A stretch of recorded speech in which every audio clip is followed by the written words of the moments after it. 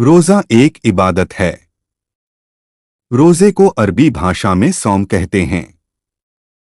इसका अर्थ रुकने और चुप रहने के हैं। कुरान में इसे सब्र भी कहा गया है, जिसका अर्थ है स्वयं पर नियंत्रण और स्थिरता व जमा स्टेबिलिटी।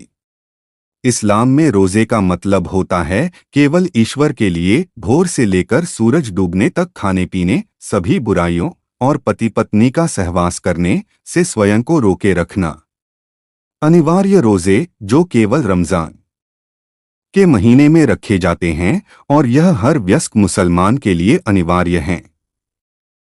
कुरान में कहा गया है, ए ईमान लाने वालों, तुम पर रोजे अनिवार्य किए गए जिस प्रकार तुमसे पहले के लोगों पर किए गए थे, शायद कि तुम डर रखने वाले और परहेजगार बन जाओ। कुरान 2:183 रमजान का महीना जिसमें कुरान उतारा गया लोगों के मार्गदर्शन के लिए और मार्गदर्शन और सत्य के अंतर के प्रमाणों के साथ। तुम में जो कोई इस महीने में मौजूद हो उसे चाहिए कि उसके रोजे रखे, और जो बीमार हो या यात्रा में हो तो दूसरे दिनों से गिनती पूरी कर ले। ईश्वर तुम्हारे साथ आसानी चाहता है, वह तुम्हारे साथ सख्ती और कठिनाई नहीं चाहता, और चाहता है कि तुम संख्या पूरी कर लो, और जो सीधा मार्ग तुम्हें दिखाया गया है उस पर ईश्वर की बड़ाई प्रकट करो, और ताकि तुम कृतज्ञ बनो। कुरान 2:185 रोजा एक बहुत महत्वपूर्ण इबादत है। हर कौम में हर पैगंबर ने रोजा रखने की बात कही। आज भी रोजा हर धर्म में किसी न किसी रूप में मौजूद है। कुरान के अनुसार रोजे का उद्देश्य इंसान में तकवा या संयम, गॉड कॉन्शियसनेस पैदा करना है। तकवा का एक अर्थ है ईश्वर का डर और दूसरा अर्थ है जिंदगी में हमेशा एहतियात वाला तरीका अपनाना। ईश्वर का डर एक ऐसी बात है जो इंसान को असावधान होने अर्थात असफल होने से बचा लेता है। कुरान की आयत वर्ष ताकि तुम डर रखने वाले और परहेजगार बन जाओ 2:183 से पता चलता है कि रोजा इंसान में ईश्वर का डर पैदा करता है और उसे परहेजगार संयमी बनाता है। ईशदूत हज़रत मुहम्मद सल्लल्लाहु अलैहि वसल्लम ने फरमाया, हदीस, जिस व्यक्ति ने रोजे की हालत में झूठ बोलना और उस पर अमल करना न छोड़ा तो ईश्वर को इसकी कुछ आवश्यकता नहीं कि वह रोजा रखकर अपना खाना पीना छोड़ दे। हदीस बुखारी। कितने ही रोजा रखने वाले ऐसे हैं जिन्हें अपने रोजे से भूख प्यास के अतिरिक्त कुछ हासिल नहीं होता। हदीस दारमी। रोजा रखना इंसान की हर चीज को पाबंद नियमबद्ध बनाता है। आंख का रोजा यह है कि जिस चीज को देखने से ईश्वर ने मना किया उसे न देखें। कान का रोजा यह है कि जिस बात को सुनने से ईश्वर ने मना किया उसे सुने। जुबान का रोजा यह है कि जिस बात को बोलने से ईश्वर ने मना किया उसे न बोलें। हाथ का रोजा यह है कि जिस काम को करने से ईश्वर ने मना किया उसे न करें। पैर का रोजा यह है कि जिस तरफ जाने से ईश्वर ने मना किया उधर न जाएं। दिमाग का रोजा यह है कि जिस बात को सोचने से ईश्वर ने मना किया उसे न सोचें। इसी के साथ साथ यह भी है कि जिन कामों को ईश्वर ने पसंद किया उन्हें किया जाए। केवल ईश्वर के बताए गए तरीके के अनुसार रोजा रखना ही इंसान को लाभ पहुंचाता है।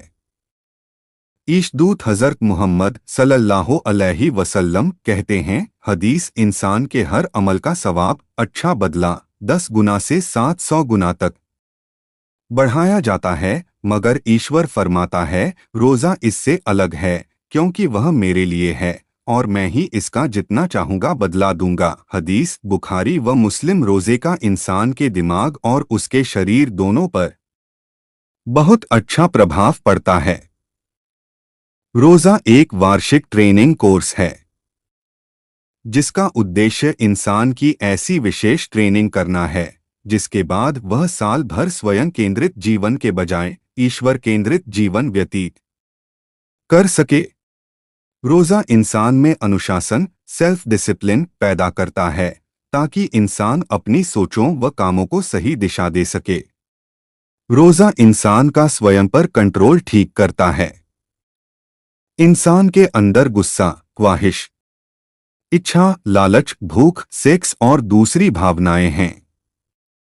इनके साथ इंसान का दो में से एक ही रिश्ता हो सकता है, इंसान इन्हें कंट्रोल करे या ये इंसान को कंट्रोल करें। पहली सूरत में लाभ और दूसरी में हानि है। रोजा इंसान को इन्हें काबू करना सिखाता है, अर्थात इंसान को जुर्म और पाप से बचा लेता है।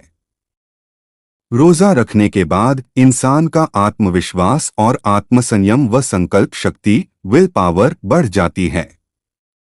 इंसान जान लेता है कि जब वह खाना पानी जैसी चीजों को दिन भर छोड़ सकता है जिनके बिना जीवन संभव नहीं, तो वह बुरी बातों व आदतों को तो बड़ी आसानी से छोड़ सकता है।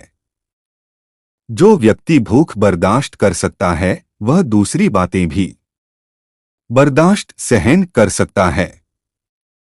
रोजा इंसान में सहनशीलता के स्तर, लेवल ऑफ टॉलरेंस को बढ़ाता है। रोजा इंसान से स्वार्थपरता, सेल्फिशनेस और सुस्ती को दूर करता है। रोजा ईश्वर की नेमतों, खाना पानी इत्यादि के महत्व का एहसास दिलाता है। रोजा इंसान को ईश्वर का सच्चा शुक्रगुजार बंदा बनता है।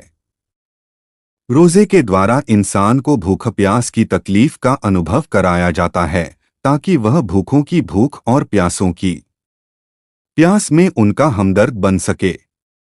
रोजा इंसान में त्याग के स्तर, लेवल ऑफ सैक्रिफाइस को बढ़ाता है। इस तरह हम समझ सकते हैं कि रोजा ईश्वर का मार्गदर्शन मिलने पर उसकी बड़ाई प्रकट करने, उसका शुक्र अदा करने और परहेजगार बनने के अतिरिक्त न केवल इंसान के दिमाग बल्कि उसके शरीर पर भी बहुत अच्छा प्रभाव डालता है। ईशदूत हज़रत मुहम्मद सल्लल्लाहु अलैहि वसल्लम के शब्दों में हम कह सकते हैं, महफूम हदीस हर चीज पर उसको पाक पवित्र करने के लिए ज़कात है और मानसिक व शारीरिक बीमारियों से पाक करने के लिए शरीर की ज़कात दान रोजा है। हदीस इब्ने माजा। उर्दू वर्ड्स हजरत आदरणीय व्यक्तित्व के लिए उपाधि सूचक शब्द सल्लल्लाहु अलैहि वसल्लम, हजरत मोहम्मद सल्लल्लाहु अलैहि वसल्लम पर अल्लाह की रहमत व सलामती हो।